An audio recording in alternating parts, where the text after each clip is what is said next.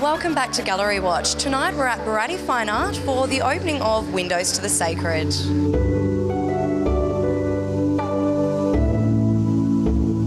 Jack, tell me about the upcoming film festival and what it's all about. Well, it's the Revelation Film Festival. It takes place in Mount Laurel at the s03e26, and we're just heading into our final weekend. And this weekend, the big thing, the special event, is a performance by Noko. This is one of their pieces we're seeing behind us at the gallery here.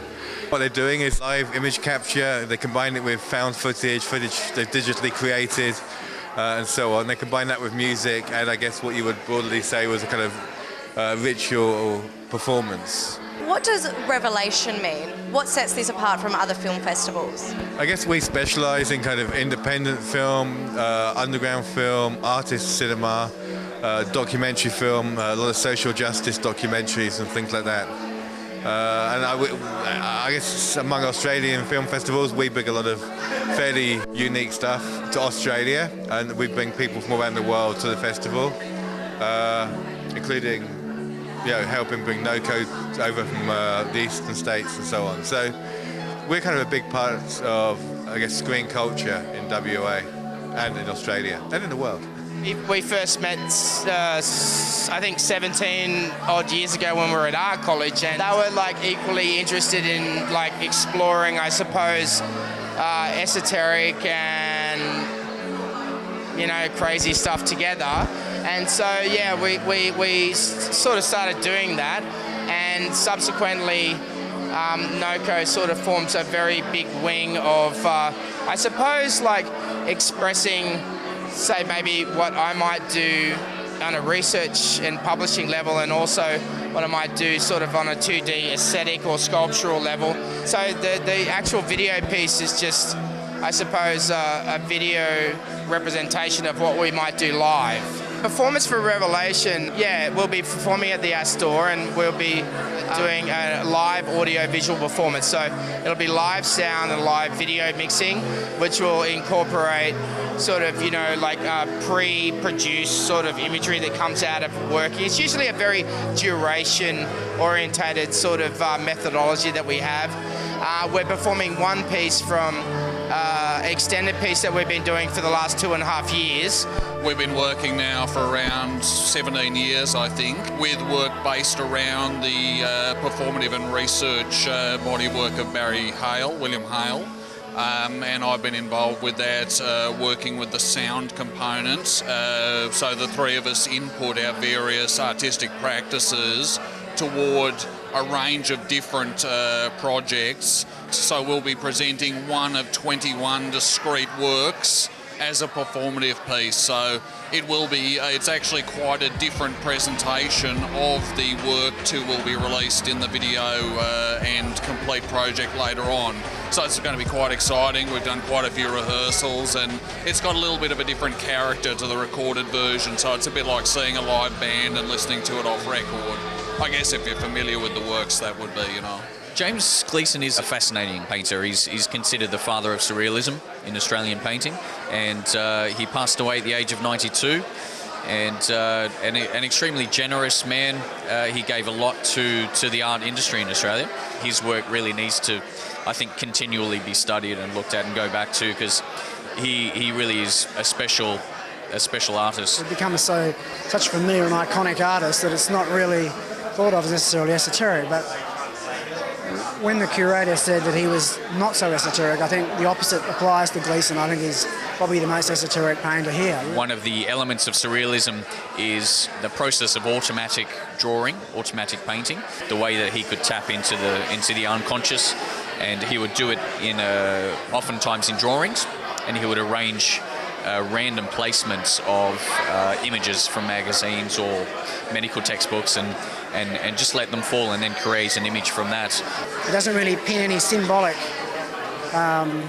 reference to anything else external to his thinking. It's all purely esoteric. It really is coming from a very guttural, visceral position. I think we live in a culture where there's an enormous amount of information, there's an enormous amount of knowledge about, and it's and we expect that everything can be communicated easily, and this is very much the opposite. It's saying there are secrets, there are some things which can only be learned individually, that are only learned by your own journey, and it's a very important message that's sort of often forgotten, I think.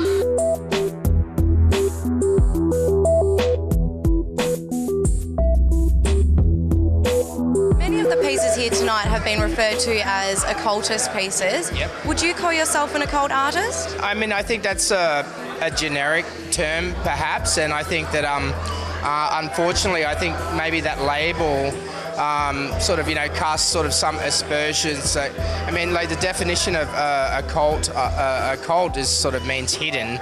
So then I think with the Western esoteric tradition, a lot of the spiritual or mystical practices of the West were probably maybe repressed by the church and other sort of things. And I think that the Western esoteric or occult traditions sort of preserve, say, traditions that were sort of maybe repressed or underground. So I sort of see the term occult, as I understand it, as different methodologies to having, again, a self-investigation or a spiritual path that maybe doesn't rely extensively on the artifice of external religion and stuff like that, but I think it's a profound methodology just with the same aims as religion. Interested to know more about these magical practices that you keep referring to?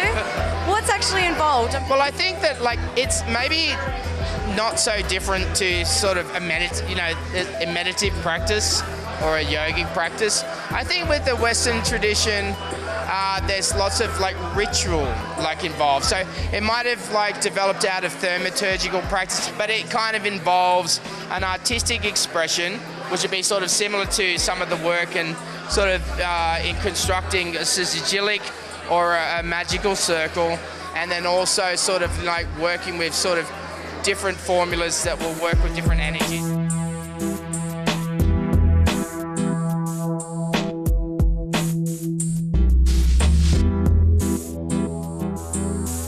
Tell me what we can look forward to seeing for the rest of the year at Baratti Fine Art. Next, we've got a local artist, David Spencer, Fremantle artist, which is wonderful. After that, in September, we've got a really exciting show called Not the Way Home, which is a group exhibition of 13 contemporary painters from Australia, and some of the best painters in the country. We're really excited. What would you say to our viewers? Would you recommend the exhibition? I'd say come along, because a lot of really interesting dark symbolism here. So a lot of people that normally wouldn't want to come to art because it's a bit hoity-toity could really relate to some of the stuff here. I would definitely, if as both as just pure art for art's sake, and also as far as esoteric art goes, I definitely would, yes. I'd definitely come down here and have a look around. It's a real great sort of exposure to another perspective in art. So yeah, definitely worthwhile. Well, actually, I really would say this is not for everyone. If something in what you've heard about it speaks to you, then yes. But if it isn't resonating with you, then perhaps you'll never quite, perhaps you'll find it sort of annoyingly elusive. I would say that one always needs to keep an open mind in order to understand each other, and I think try to avoid cliches and avoid any preconceived ideas of what you think occultism is about or esoteric thinking is about.